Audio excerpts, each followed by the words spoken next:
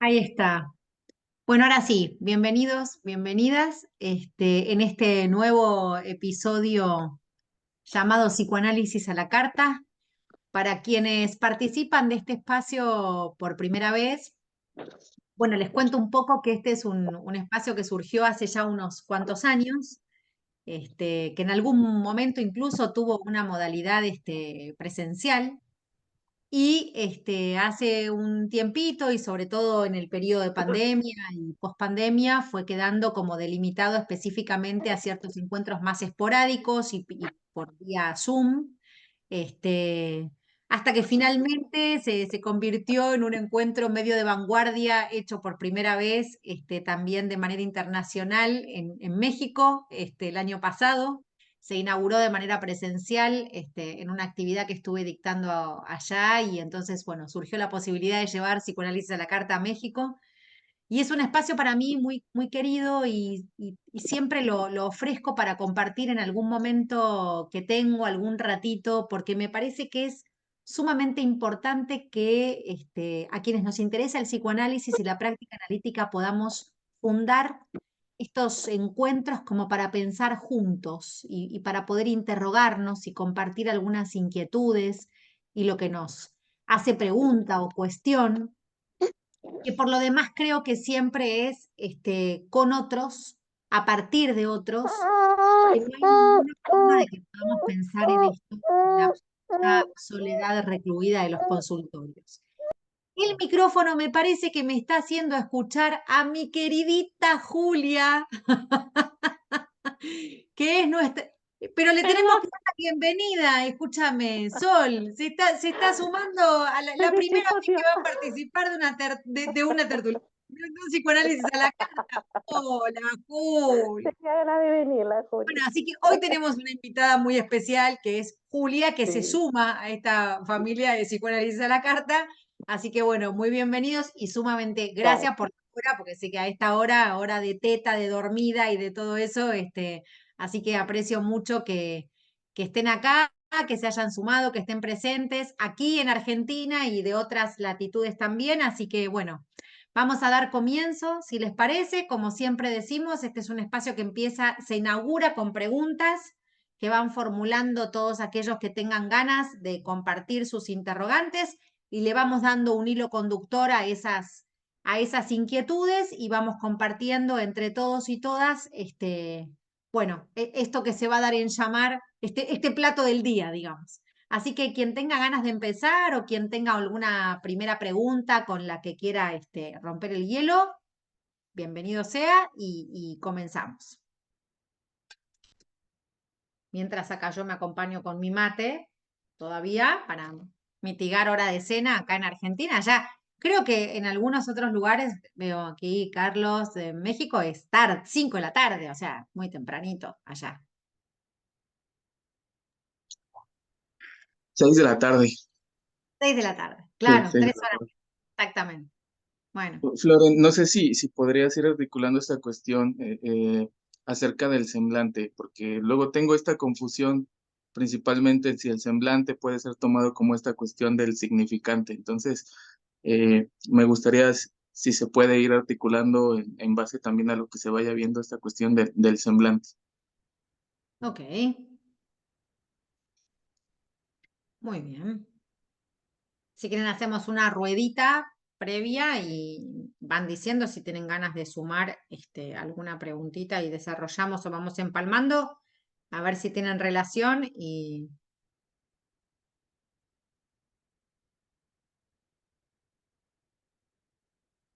ahí vamos.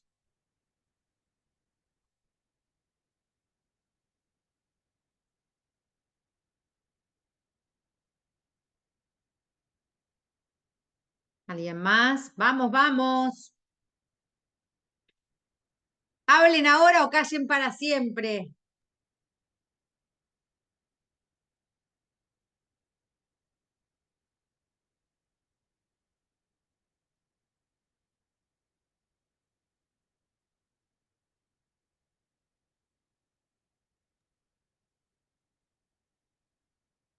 Bueno, vamos empezando por acá. A ver, Bueno, quizás vamos, lo vamos. que se me viene más que nada por la clínica es que quizás tiene que ver con el semblante, pero el tema de las resistencias en el análisis o la reacción terapéutica negativa, algo de esto. Bien. Voy a espolear algo que no debería, porque además ni siquiera lo he comunicado todavía con la gente de la plataforma. En agosto me va a tocar dar un curso en la Big Data, ¿sí? Y entonces en función de la elección del tema, que siempre nos tomamos ahí un tiempo como para pensar, o sobre todo a mí me interesa que la cuestión sea siempre de relevancia clínica, vos sabés, Sol, voy a dar acá la primicia, incluso antes de darla en la Big Data, o sea que me puede costar la vida esto, que Me el encanta el título riesgo. que tengo pensado proponer es justamente la resistencia del analista Ah, y, y su cuestión paradojal, ¿no? O sea que quizás ahora podamos armar algo de esto sin espolear demasiado el curso, pero la palabra resistencia me parece que podría tener perfectamente una conexión con esta idea de semblante que planteaba Carlos, así que vamos a empezar un poco por ahí y luego si se van sumando preguntas. Yo lo que no puedo es estar muy atenta a la lectura del chat, así que si hay alguna pregunta o algo, directamente se activan el micro y la hacen en voz alta, así lo hacemos conversado y participativo. Bueno, en primer lugar, lo que a mí me parece importante que por ahí pensemos es que cuando Lacan introduce este término, semblante, está en un momento de su enseñanza muy particular. Y digo particular porque se está preguntando Lacan cómo formalizar varias cuestiones que lo inquietan, entre ellas, cómo formalizar una clínica orientada, ¿no? Precisamente por lo real. En este sentido, podríamos decir que lo que lo interroga es un quehacer respecto al goce, ¿no? Podríamos decir un quehacer que empieza a tomar fundamento a partir de esta noción, ¿no? La noción de goce. Y entonces, claro, encuentra un límite en esa dirección a lo real, podríamos decir, encuentra un límite por la vía del significante, por la vía simbólica, por la vía de la palabra. Por eso es que el seminario 18 lleva por título, ¿no? De un discurso que no fuera del semblante. ¿Qué quiere decir que un discurso no fuera del semblante? Quiere decir que un discurso no esté hecho de palabras, ¿sí? Porque habitualmente la idea que reina o que gobierna en nuestra práctica es que el psicoanálisis es la cura por la palabra, ¿no? Y en realidad, a partir de los desarrollos freudianos, pero mucho más fundamentalmente con Lacan, podemos establecer las grandes diferencias que hay, por ejemplo, entre la palabra y el significante, ¿sí? Y sobre todo, cómo el psicoanálisis se orienta a trabajar con una dimensión de aquello que se dice, pero que no sea del orden de la palabra. Y para esto es fundamental pensar qué relaciones entonces puede haber entre esto que se empieza a perfilar como semblante y cómo este semblante no deja de tener que ver con ciertas vertientes que vamos a tratar de relacionar con la segunda cuestión que trae Sol, que es la de las resistencias.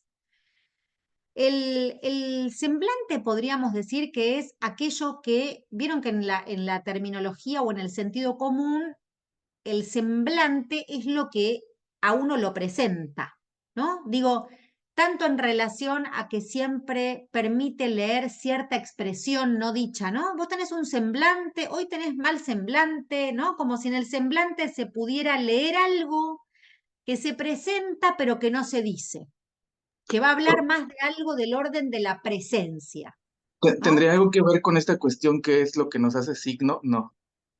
Bueno, podríamos pensar qué relación puede haber entre la función del semblante, porque justamente el semblante, que es lo que Lacan va a ubicar en relación a la posición del analista a la altura de los años 70, marca una diferencia importante respecto de el lugar del muerto, ¿se acuerda? Ese lugar que él viene perfilando, ¿no? La posición del deseo del analista, la presencia del analista. fue buscando, ¿no? A lo largo de los desarrollos de la enseñanza de Lacan, Lacan va denominando o va ubicando la posición del analista de diferentes modos, ¿no? El lugar del muerto, la función del deseo del analista, eso que tiene que ver en todo caso con hacer semblante de objeto a causa de deseo, ¿no? Entonces, a esta altura, cuando él habla del semblante del objeto o del semblante, claramente lo que está planteando es una definición y una advertencia, porque semblante marca una limitación respecto de ser. Semblante no es ser.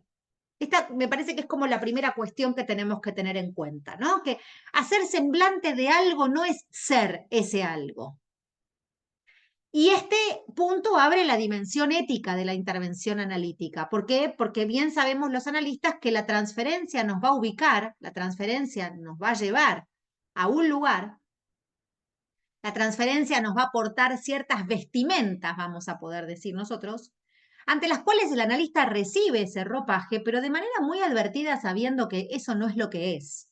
Del mismo modo que el analista debe estar advertido que no es quien sabe. ¿Sí? Entonces, esto que ubicamos como semblante tiene que ver con sostener un lugar, sostener una posición en la que, es cierto, gobierna el deseo, podríamos decir, se sostenga en esta ética del deseo que tiene que ver con causar el deseo, con darle lugar al deseo, como si esto fuera fácil, pero además creo yo que abre la dimensión de un dejarse tomar en una vertiente que le va a permitir a Lacan empezar a introducir otras cuestiones del orden de lo real. No solamente del orden de la repetición significante y de aquello que la transferencia viene a mostrar en la vertiente del automatón, si queremos decirlo en términos de repetición, sino que la dimensión del semblante va a abrir precisamente una endija a la que no es posible acceder por la vía de la palabra, ¿no? Y entonces, digo porque lo pienso emparentado con lo que en el seminario 11 Lacan va a plantear como presencia del analista. La presencia del analista por su solo hecho habilita a hablar, dice Lacan, ¿no?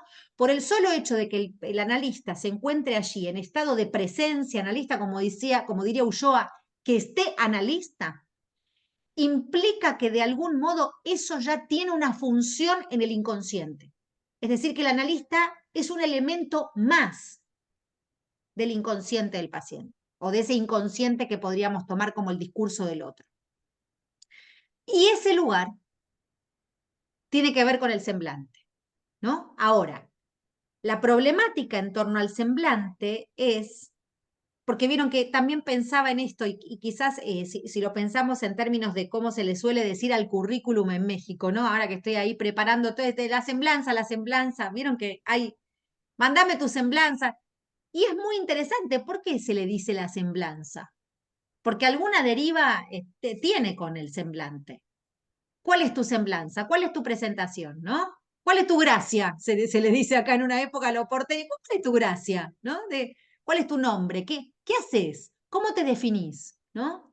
Entonces, precisamente, ese semblante, como posición del analista, está indicando que el análisis se sostiene en una operatoria que debe garantizar, entre comillas, la posibilidad de ir más allá de la palabra. ¿Sí? Y cuando digo más allá de la palabra, a lo que me estoy refiriendo es a algo que no va a ser de la dimensión significante. Eso como primer punto introductorio. La segunda cuestión importante es que Lacan introduce el término semblante en un momento en donde le interesa particular y especialmente formular, fundamentar la práctica analítica a través de la escritura lógico-matemática. Es decir, que es un momento en donde además Lacan quiere formalizar, necesita formalizar rigurosamente la práctica analítica y para esto recurre a la escritura.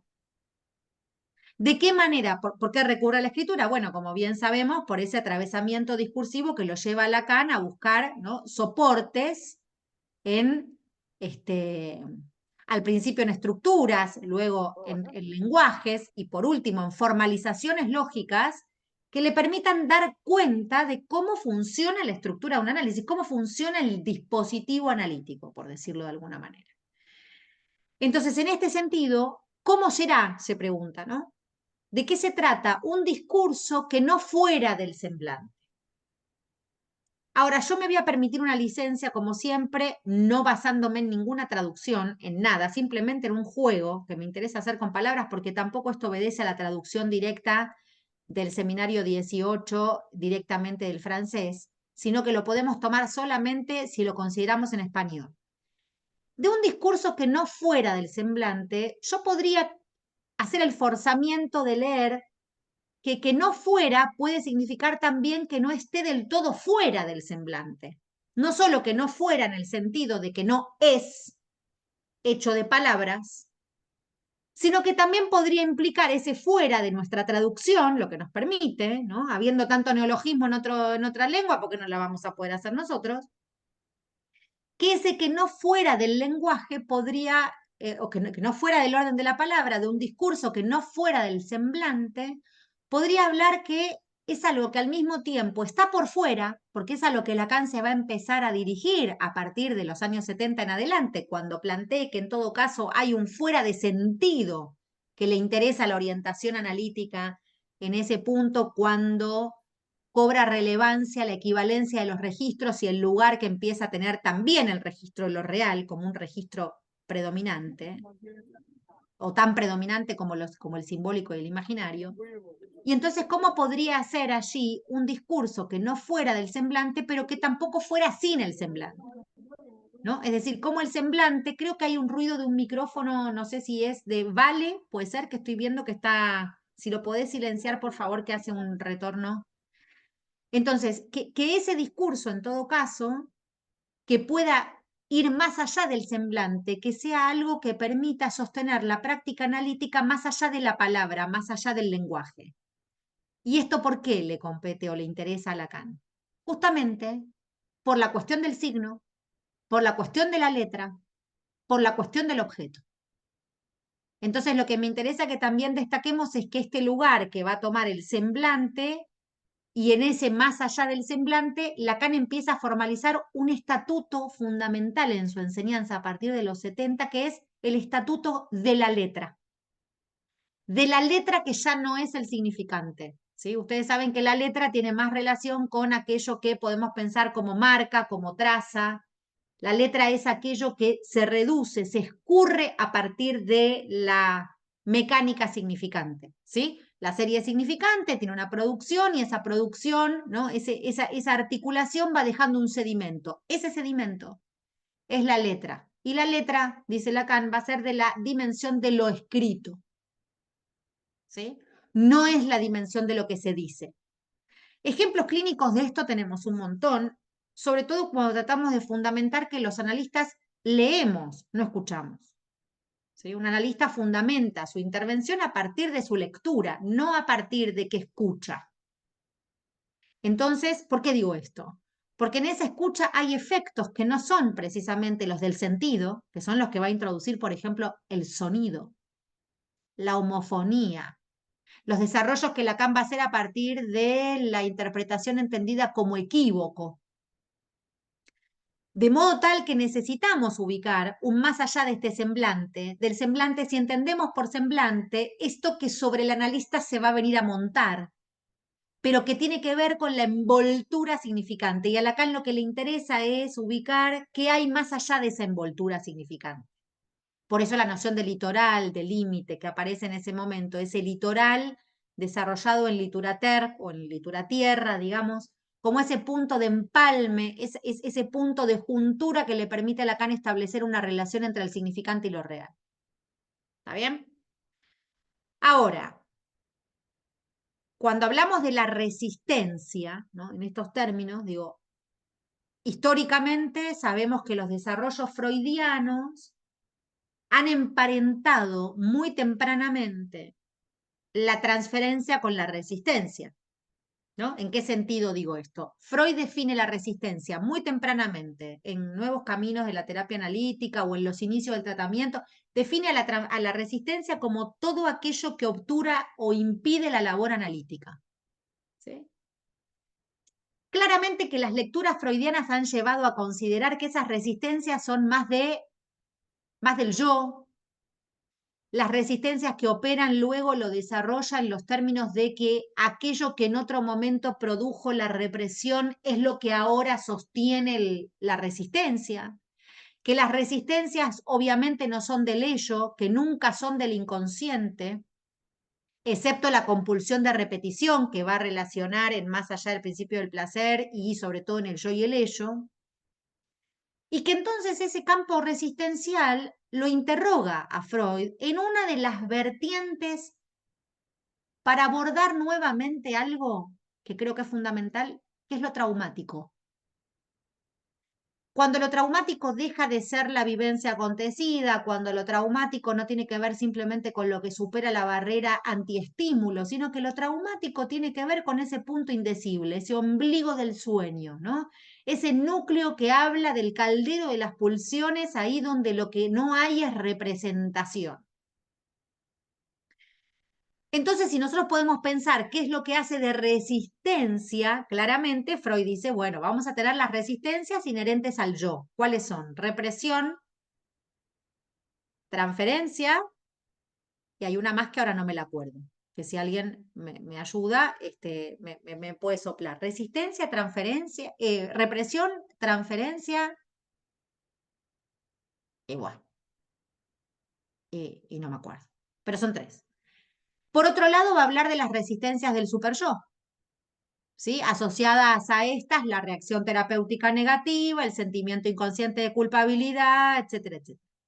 Y por el otro lado va a hablar de las resistencias del ello, diciendo que la resistencia del ello es la compulsión de repetición. ¿Sí?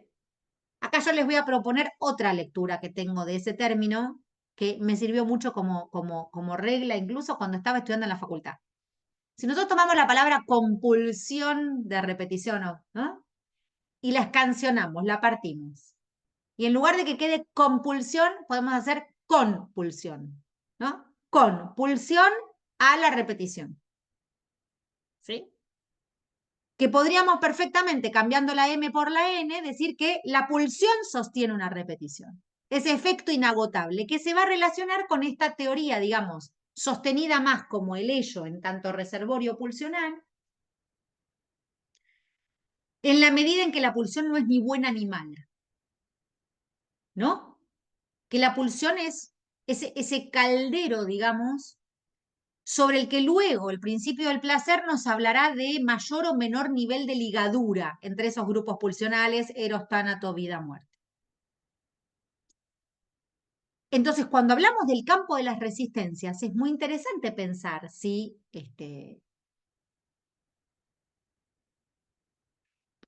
quedé perturbada porque no me puedo acordar de la tercera resistencia. Hoy esto me va a quitar la noche. Definitivamente, si alguien no sale al rescate de googlear, mientras que Beneficio secundario del síntoma. beneficio secundario del síntoma, Googleé. beneficio secundario del sí, señora, muchas gracias, Meli. Beneficio secundario del síntoma, transferencia y represión. ¿Está bien? Sí, perfecto, perfecto. Y por el lado del super yo, precisamente la conciencia inconsciente, ese sentimiento inconsciente, con todas las contradicciones que hay ahí, ¿no? Porque no hay sentimientos inconscientes. Y Freud esto lo aclara claramente en el capítulo 5 de lo inconsciente. No hay sentimientos inconscientes. Pero sí hay una continuación inconsciente de la moral, ¿no? Que tiene que ver con que esa continuación inconsciente de la moral, ¿de qué nos advierte? Nos advierte de algo que se observa en la clínica, pero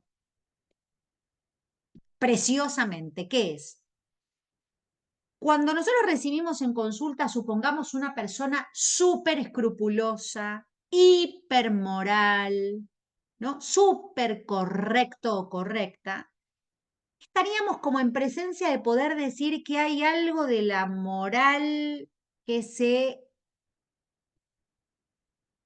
hace demasiado presente. Y Freud va a llamar a eso una especie de resexualización de la moral. ¿Vieron el famoso no aclare que oscurece? Porque un poquito de moral está bien, pero como todo exceso, ¿qué es lo que nos determina a nosotros lo interpretable en el análisis? La cantidad. En Freud es la cantidad. Al principio de su enseñanza es, cuando ustedes vean que hay una cantidad dislocada, algo les va a llamar la atención. Me muero de miedo, no puedo estar sentada al lado de un títere porque me muero. Y uno dice, un miedo, un terror a un títere, a una marioneta, ¿qué te va a hacer? Eso dislocado que marca siempre que el afecto es un más, es un indicador de que atrás de eso hay otro sentido.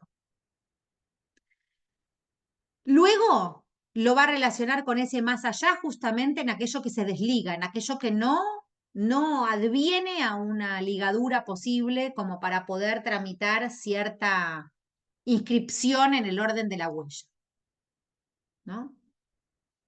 Y en este sentido me parece que con Lacan podemos distinguir perfectamente lo que es del orden del significante y lo que es del orden de lo que el significante no va a poder recubrir. Las fallas del significante van a hablar de un límite que tiene el significante en la envoltura de lo real. Entonces, para poder pensar esta temática en relación a las resistencias, la primera pregunta que a mí me surge es, ¿de qué vamos a hablar cuando hablamos de resistencias, tanto en Freud como con Lacan, si no podemos distinguir todavía si tienen un agente o son patrimonio de alguien? Y acá me vuelvo a encontrar con la misma problemática que con la que me encuentro cuando se habla de deseo y se habla de goce, ¿no? Dos términos que son muy difíciles localizar como perteneciéndole a alguien, ¿no? Nosotros acá estamos muy acostumbrados, digo, sobre todo en Buenos Aires, en Argentina, a repetir casi como loros que el paciente goza, que tiene mucho goce, poco goce, que está gozando como perro, que goza pero porque en realidad sufre y le gusta, ¿no? Y tantas cosas que a veces escuchamos aberrantemente, no solo de analistas, sino también de lo que a veces, a donde se conducen ciertas supervisiones también, ¿no? A precipitar y a leer todo el tiempo dónde goza, dónde goza, dónde goza, como si de pronto los analistas pudiéramos ser un dedo acusatorio que le tiene que decir al paciente que está gozando mucho y que entonces es como cuando comía mucho sandy o mucho postrecito cuando era chiquito y le iba a hacer mal. Me parece que ese es un problema y que en todo caso el problema que la resistencia también introduce es ¿de quién es? Cuestión que a mi criterio se zanja bastante bien cuando hablamos del acto analítico, cuando hablamos de analista y analizante, y cuando hablamos de que entre ellos hay, así como entre el sujeto y el otro, una relación que Lacan va a desarrollar quizás en el 75, en la serie de algunas conferencias que son las de Estados Unidos, a las que le dio bastante valor, con el término de inmixción, ¿no? Inmixción o inmixtión. Algo inmixto es algo que está precisamente mezclado inseparablemente.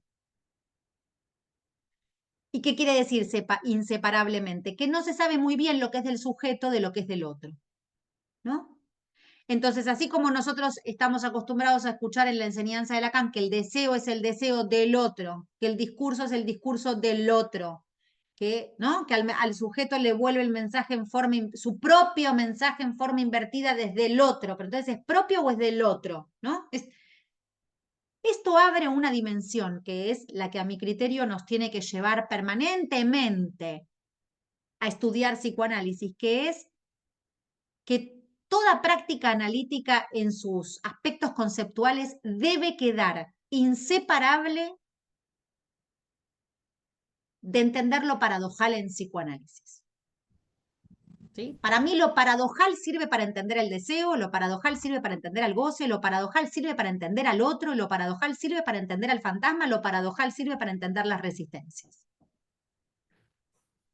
Porque no son ¿no? O sea que es gravísimo a veces el error y el embrollo en el que entramos cuando creemos que de lo que se trata es de marcarle al paciente que está reaccionando de manera resistente con el análisis, ¿no?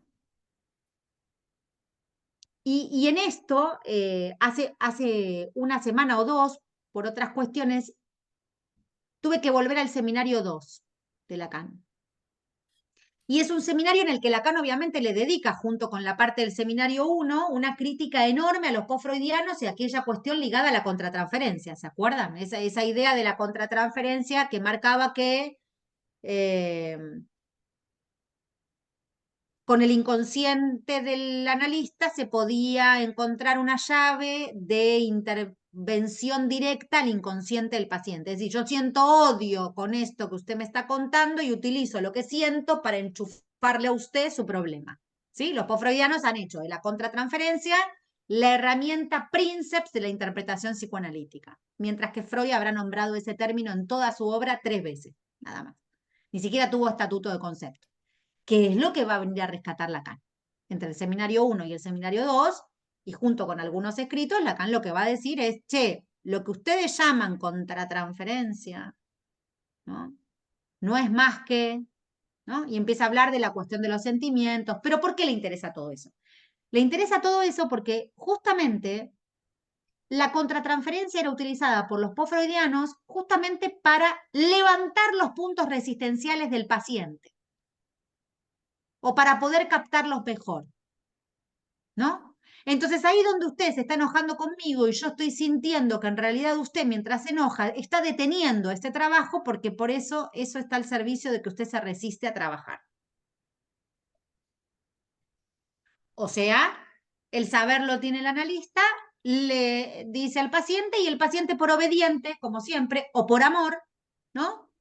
Gran peligro lo que tenemos en nuestras manos, porque los pacientes por amor son capaces de creernos cualquier cosa. Se arma toda esta historia en relación a la resistencia. Pero vuelvo a la definición freudiana. La resistencia es todo aquello que obtura la labor analítica y no lo dejo del lado del paciente y al menos voy a plantear un poco qué nos abre esta cuestión, ¿no? Freud dice que en determinado momento la transferencia se convierte en el principal motor y el principal obstáculo de la cura analítica. Y va a ubicar allí la dimensión de obstáculo sostenida fundamentalmente en las versiones inconscientes del amor, ¿no? El odio y el erotismo fundamentalmente procedentes de el núcleo de toda neurosis, que para Freud es el complejo de Edipo.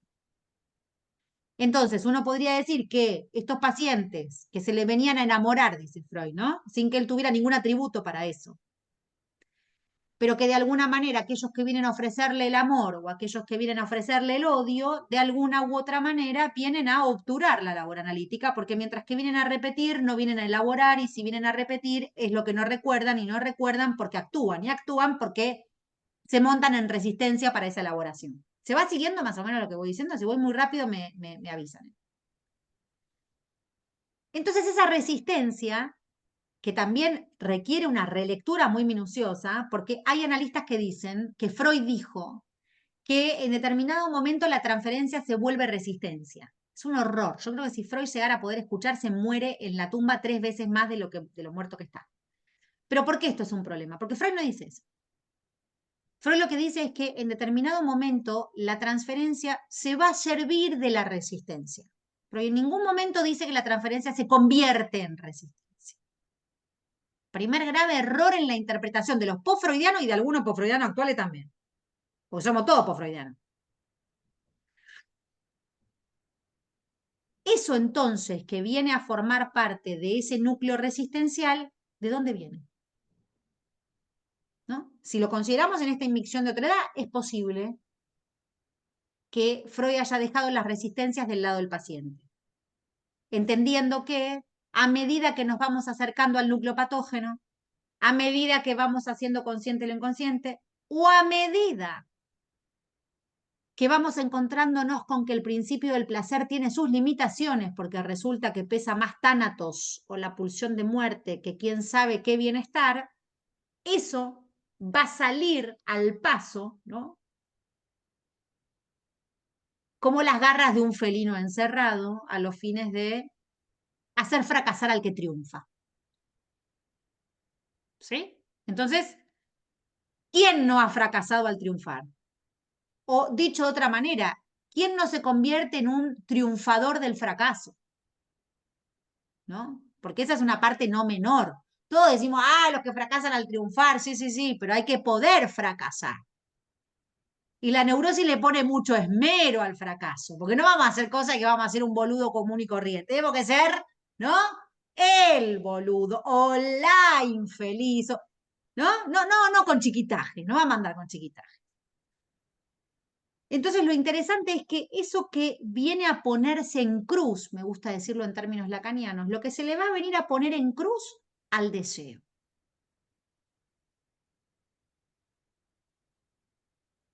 Mi queridísimo trovador Silvio Rodríguez dice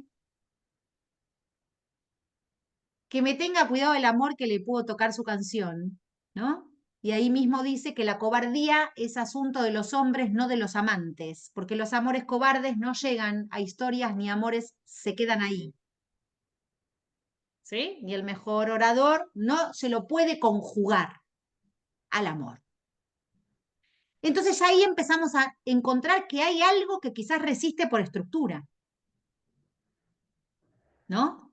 Por ejemplo, ¿a quién no le gustaría estar ahora, no sé, en una playa en el Caribe? No sé a ustedes, pero acá que hace un frío terrible, está buenísimo que pensemos en el Caribe, en algún traguito y demás.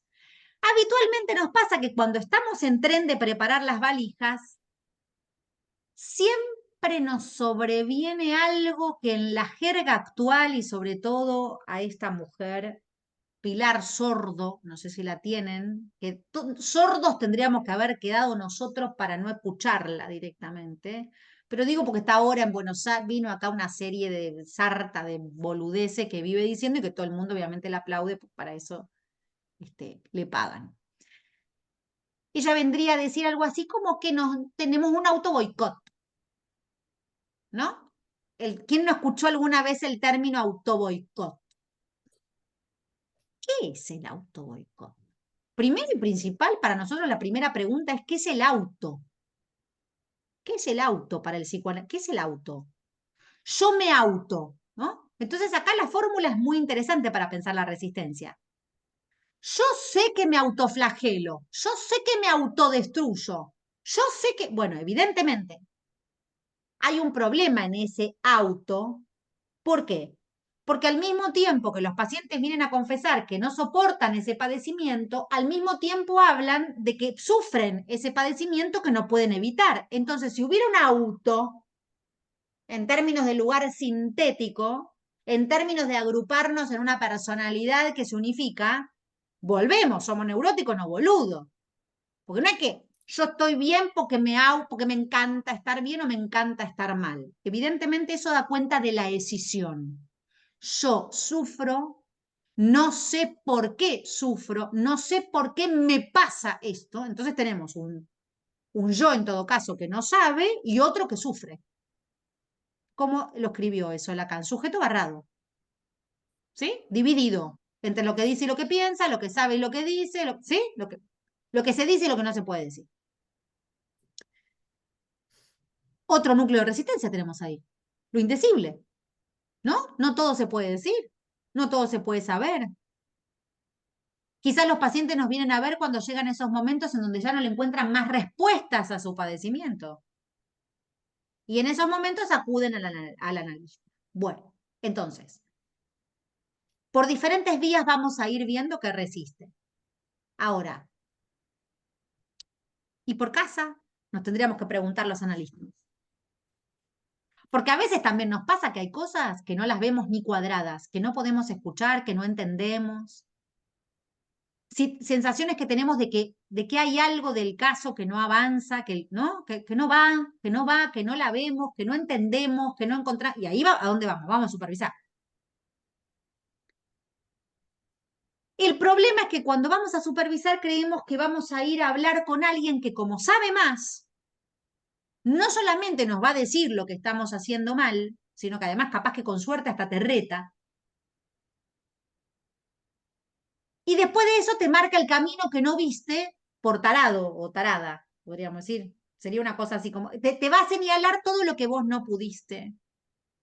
en nombre de que algunos son, por supuesto, popes, elevados, casi dioses del Olimpo, que la tienen atada y te dicen cómo vas a dirigir una. Y uno se va de una supervisión sintiendo que uno es un tarado, que no escuchó nada, que. ¿Sí?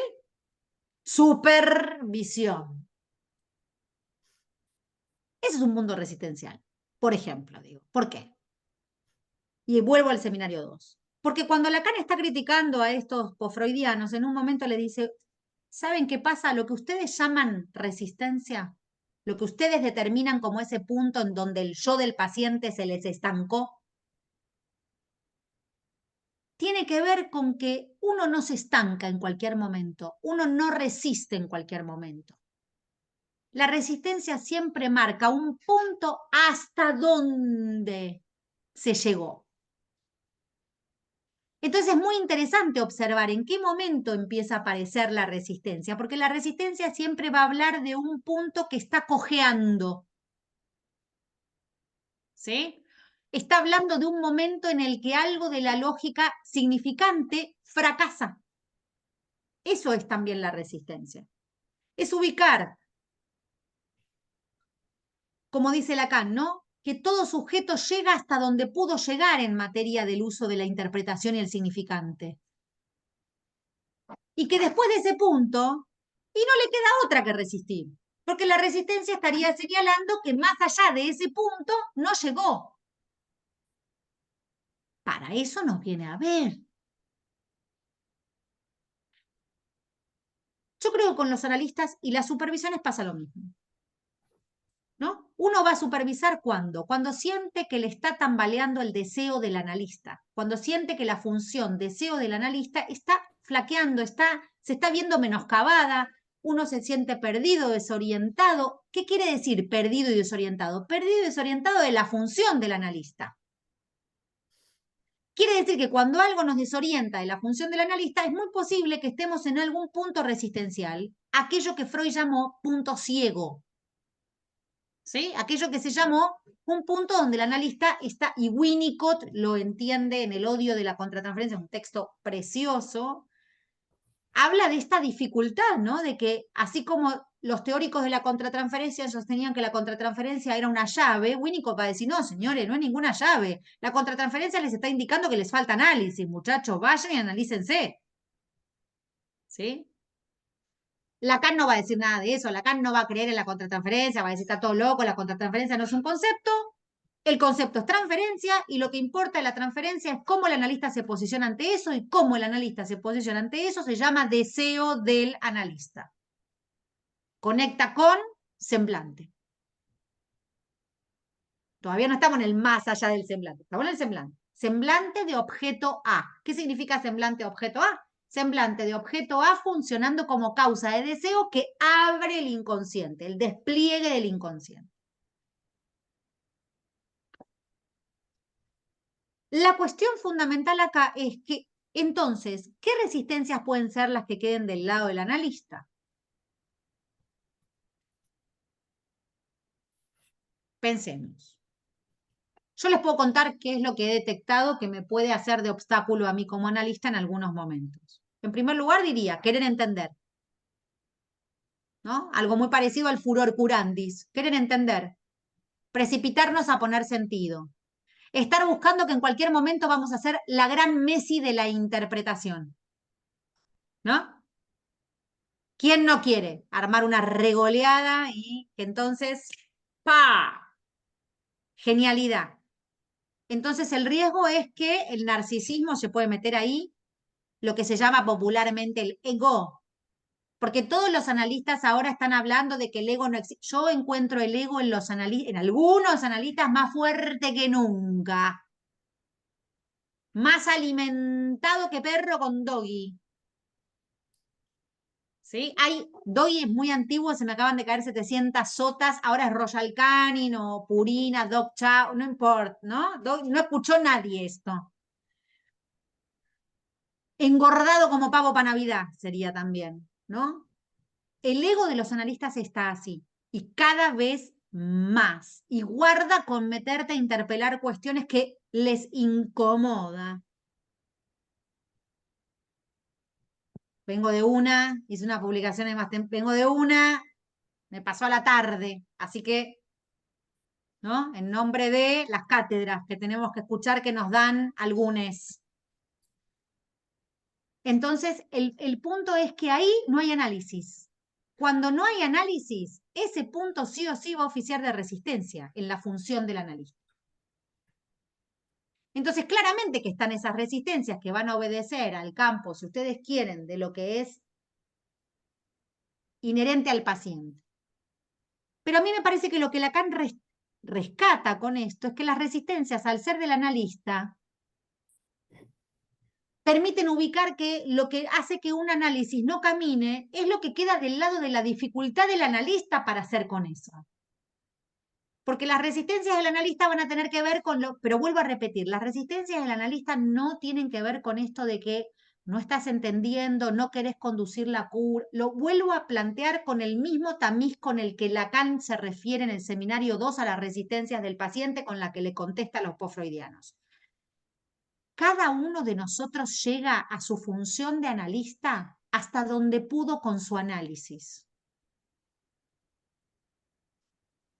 Y no vengamos con otra serie de boludeces, que boludeces traducido directo del alemán, que a veces dicen, no, porque con el análisis del analista, el análisis del analista no alcanza para atender. Por supuesto, ya lo sabemos eso. Y ya también sabemos que el saber no está en los libros, pero sí en la práctica analítica, en nuestra función, en la praxis. El impedimento, el obstáculo,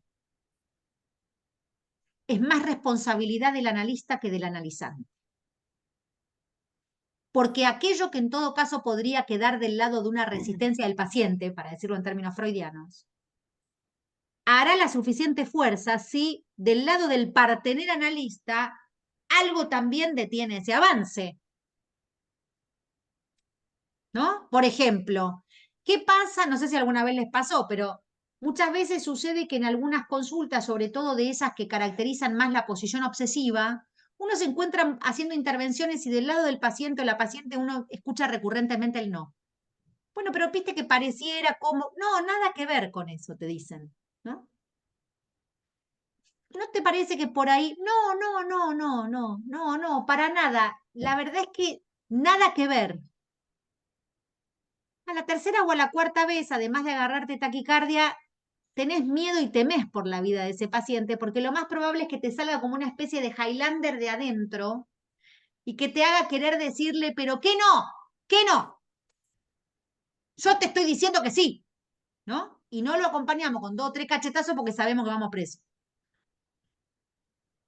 ¿Por qué tenemos esa reacción? ¿Por qué reaccionamos de esa manera? Sencillamente porque no podemos captar que un no es igual a otro no y a otro no, y porque un no siempre dice no.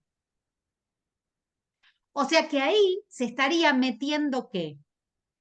Otra vez de yo a yo, ¿no? Porque si yo no puedo entender que el no que me está diciendo ese Cristo, me lo está diciendo, porque ese no significa que no. Ahora, si yo creo que ese no significa no, lo voy a querer cagar a trompar. ¿Se entiende lo que digo? Muy poco académico. La terminología, veo acá que hay muchos queridísimos alumnos míos de la facultad, olvídense, como tenían en alemán, olvídense. Esto académicamente nada. Igual yo en la facultad hablo bastante así, tampoco es que se van a horrorizar y van a escuchar acá algo que no estén escuchando en otro lugar. Entonces, esa vertiente resistencial tiene que ver con descentrar la posición del analista. Y ahora, culmino con esto. ¿Cuáles son a mi criterio los 3 puntos que se relacionarían con eso que descentra la posición del analista? Bueno, fundamentalmente que el analista pase a jugar ahí como sujeto, ¿no? Que ponga a jugar sus variables subjetivas. La segunda cuestión es que a veces habilite mucho ese lugar de morbo, que podríamos decir que funcione también como ese partener de goce del paciente. Y la tercera cuestión me parece que es que se crea demasiado que va a parar al lugar del gran otro, ¿no? Y se olvide que el saber es solamente un semblante. Bueno,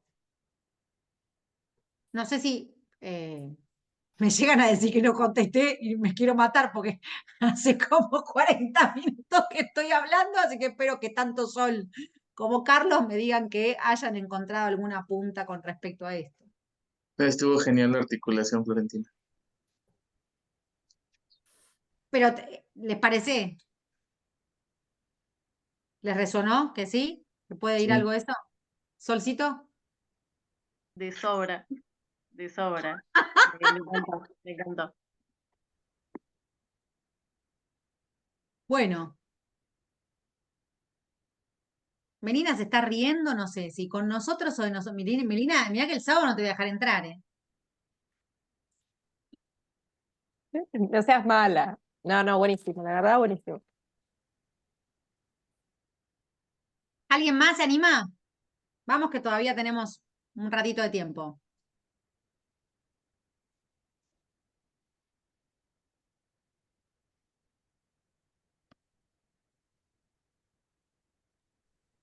A mí me despertó cierta curiosidad qué era lo que te había eh, enojado tanto o qué intervención habías escuchado ahí.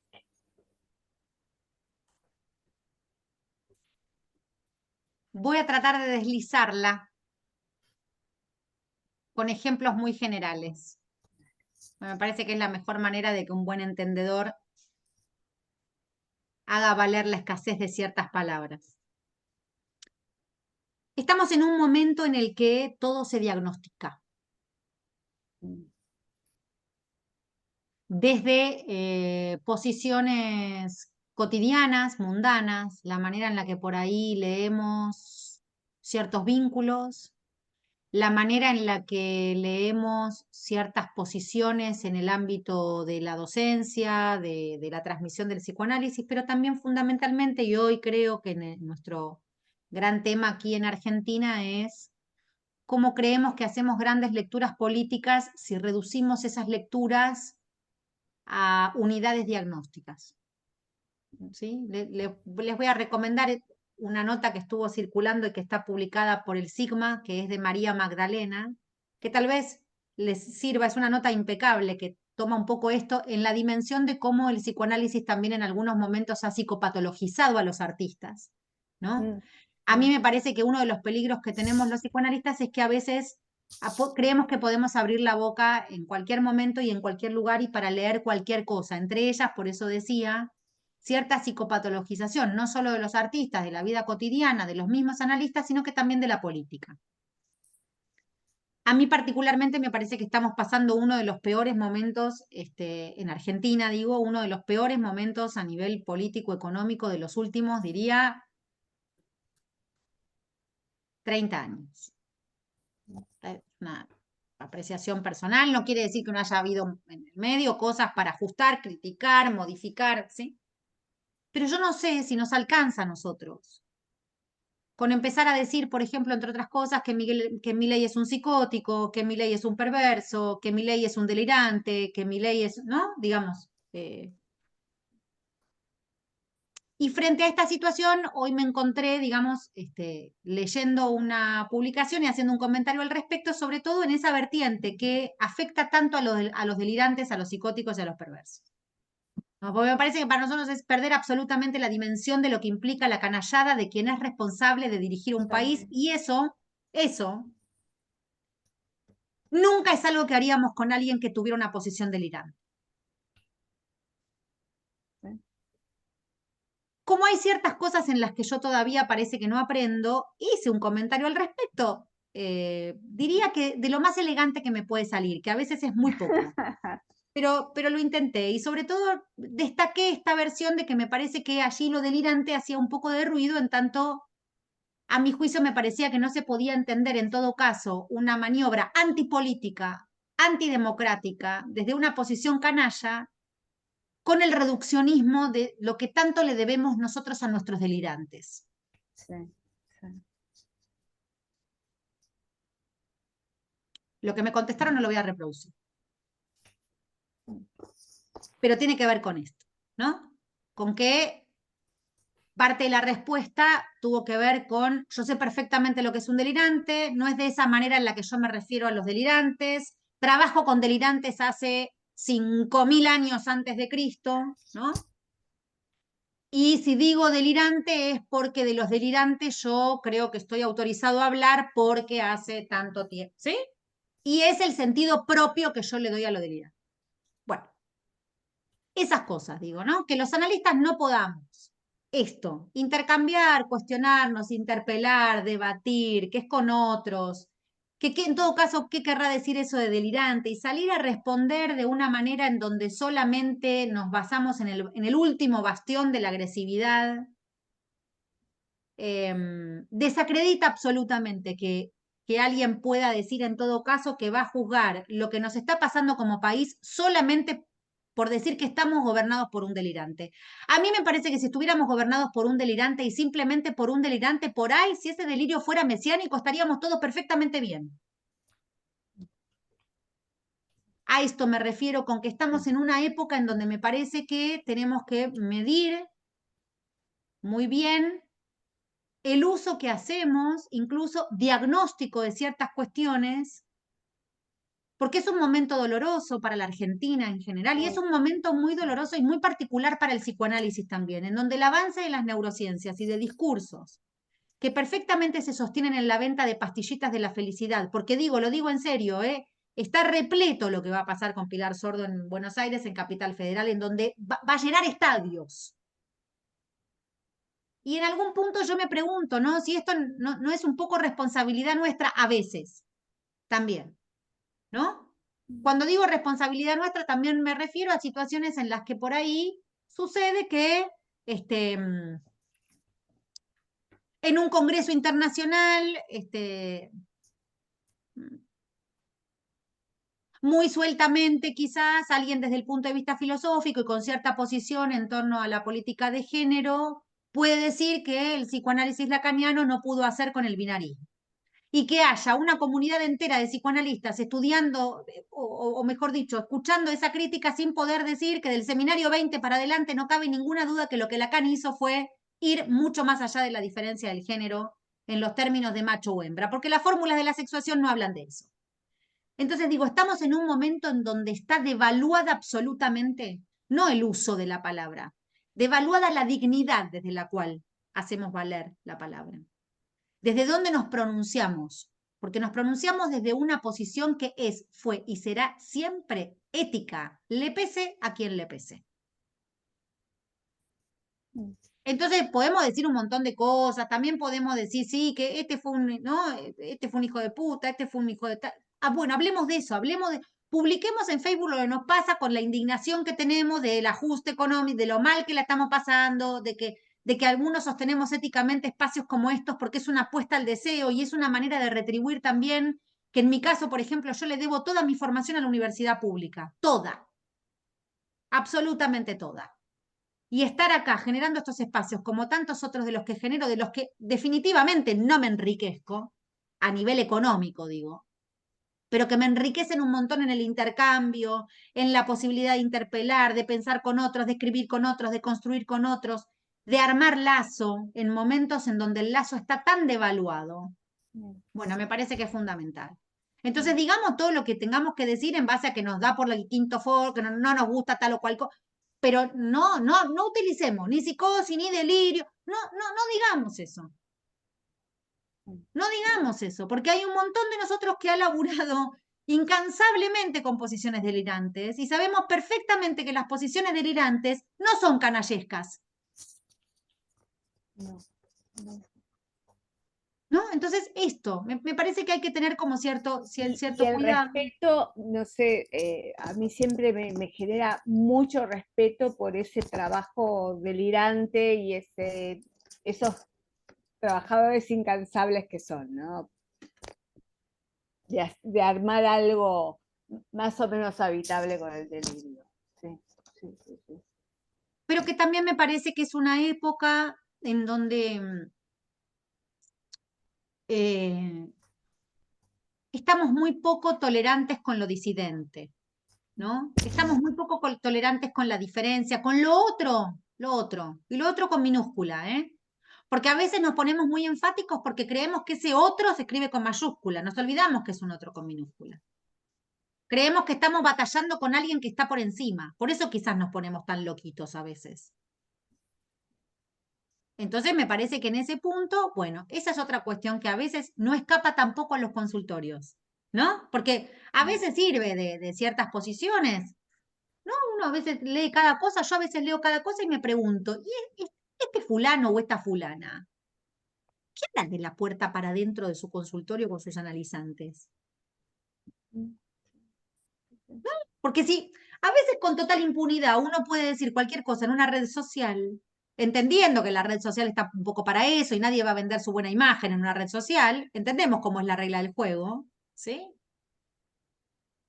Pero por el otro lado me parece que a veces hay que tener cierto pudor, aún todavía, ¿no? Hay que tener cierto pudor, hay que tener cierto cuidado y creo que estamos en un momento en donde tenemos que recuperar esa palabrita que no es mala, que es la palabra prójimo. Sí, ¿No? sí, sí. Prójimo es el otro que en algún punto es ese que no siempre nos va a devolver especularmente una imagen narcísica en la que nos podamos sostener con hidalguía. Muchas veces una pregunta de otro te puede problematizar, Sí, claro. ¿sí? Hay un colega y amigo que yo quiero muchísimo y de quien aprendo mucho cada vez que converso con él o que comparto algún espacio, muchos lo deben conocer, que es Leonardo Leibson. Sí. Y hace poco, en un encuentro que tuvimos,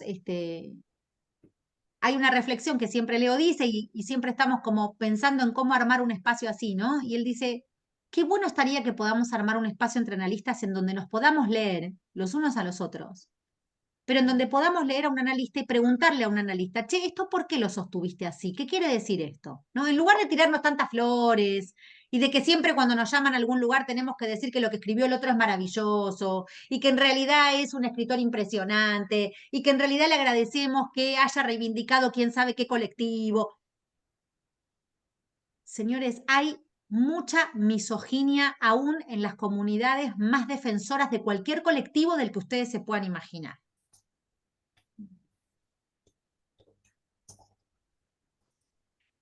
Y mientras que levantan ciertas banderas, con la otra manita no querramos saber lo que hacen. Y atienden gente, ¿eh? Y escriben libros, y viajan por el mundo, y son venerados. Cuidado. Sí, yo te escuchaba y pensaba que, no sé, entre analistas hay como mucha suspicacia respecto de la grupalidad y siempre tendemos como a subrayar el lado, nada, de hostilidad y de agresividad que se puede dar en los grupos, pero también en los grupos se pueden dar intercambios y puede haber un plus de lo grupal de hacer lazo que de otro modo.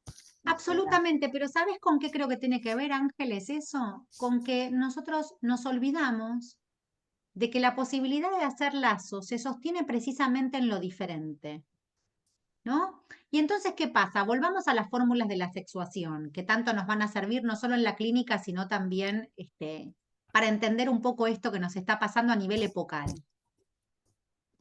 Si yo creo que el diferente, o el que piensa diferente, el que me presta una mirada diferente, puede ser medido con la vara fálica. ¿Qué quiere decir la vara fálica? La vara fálica siempre va a medir en términos de más y en términos de menos. ¿Sí? El falo no hace otra cosa, el falo establece una común medida. El falo sirve para regular lo homo y lo hetero. Lo homo conmigo, lo hetero afuera. Así funciona. Gráficamente, cuando los pibes en quinto grado van y festejan, los varones jugando al fútbol y las nenas jugando al fútbol, pero en otro lado. ¿Sí? Lo que sucede en el periodo de latencia. Bueno, ahora parece que estamos en un periodo de latencia recontralargado, porque no toleramos lo otro.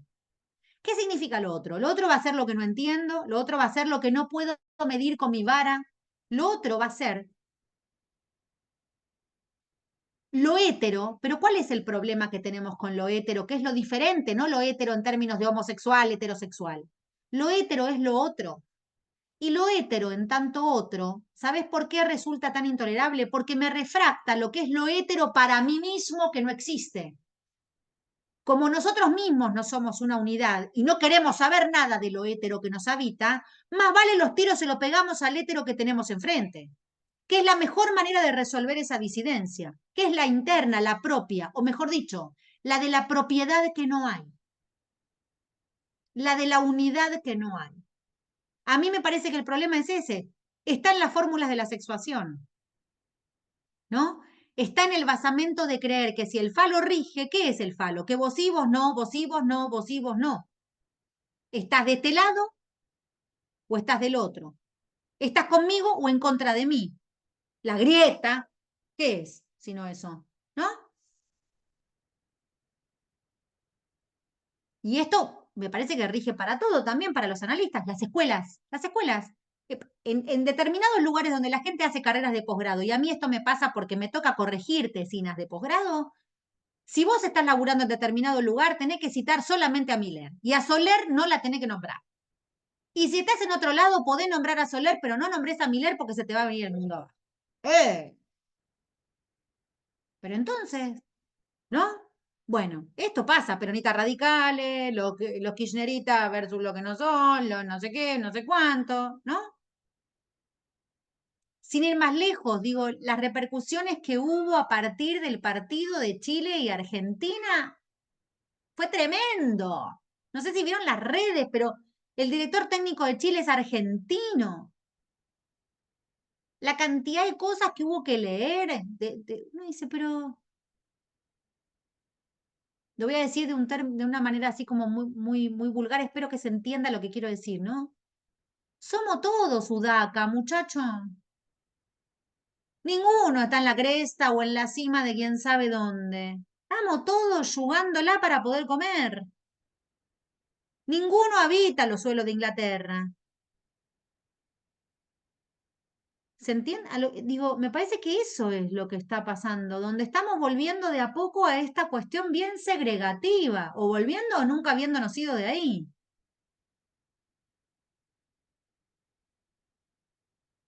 El otro día no me acuerdo con quién hablaba de la... Hagamos un poquito de memoria, vayamos para atrás, no sé si ustedes se acuerdan, pero acá en Buenos Aires, en Argentina, hace escasos 5 o 7 años, había esquinas que no tenían rampas para sillas de ruedas o para cochecitos de bebé.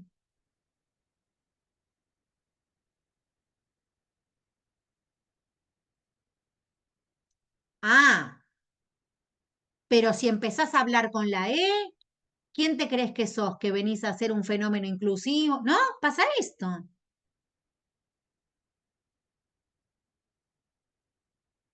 Todo mal.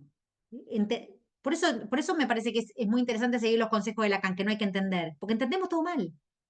Porque en el orden del entendimiento no hay un bien entender, no existe la posibilidad de bien entender, porque el significante siempre es equívoco. Lo bueno de esto es que yo ahora estoy medicada para la presión, entonces puedo sostener este tipo de conversaciones y puedo decir otras cosas sin que me llegue así como que clave un 15 ante la menor pregunta que me produce así como con una cosa. ¿No? Pero me parece que tiene que ver con esto, que tiene que ver con la ética. Y la ética no es la moral, ¿no? Y para nosotros, para los analistas, la ética es la ética del deseo, pero el deseo que se sostiene en una política, ¿no? En una política, que es lo que Lacan desarrolla directamente en la dirección de la cura y los principios de su poder. ¿Por qué nos dirá que cuidado con los principios de su poder? Porque el poder va a estar del lado del analista. El paciente no tiene el poder cuando nos viene a ver. ¿O no les habrá pasado a ustedes de tener análisis interminables y haberse dejado decir como pacientes las peores barbaridades sin poder decirle a quien tienen enfrente, ¿sabe qué? Anda a comprarte una matrícula y déjame en paz? ¿Por qué no hicimos eso tantas veces? ¿Por obedientes? ¿Por amor? ¿Por sugestión? Hay una asimetría en la dirección de la cura. La dirección de la cura es estricta responsabilidad del analista. Por eso más vale que se ocupe de sus vectores resistenciales. Porque no vaya a hacer cosas que después encima de eso los ponga a la cuenta del paciente.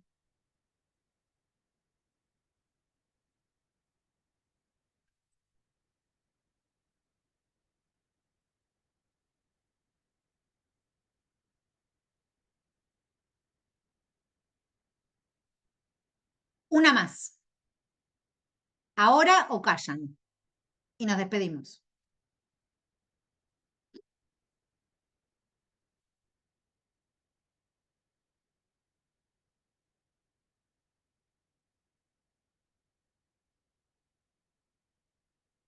A ustedes les debe ir muy bien en la clínica, porque nadie tiene ninguna pregunta. Es como que nada les hace de obstáculo. Es genial, a mí me encanta hacer este tipo de psicoanálisis a la carta, porque es como que a uno dice, no, nadie dice, che, pensemos en esto, ¿no? Bien, tanto, o están medicades, ¿no? Que también es una opción, estar dándole a la pasta de lo lindo, cosa de que uno, por ahí a uno le está yendo para la mierda, pero ni se da cuenta, ¿no? Uy, digo mierda y está Julia ahí, tapale los, ponele los, Julia, mira lo que tenés que escuchar. Espero que a Julia la pueda ver el sábado. Te lo estoy diciendo así delante de todo el mundo. Espero que a Julia la pueda ver el sábado. Así nomás te digo. Vamos a ver, porque se hace desear la Juli. Y además está haciendo mucho frío. ¿Alguien quiere hacer alguna pregunta?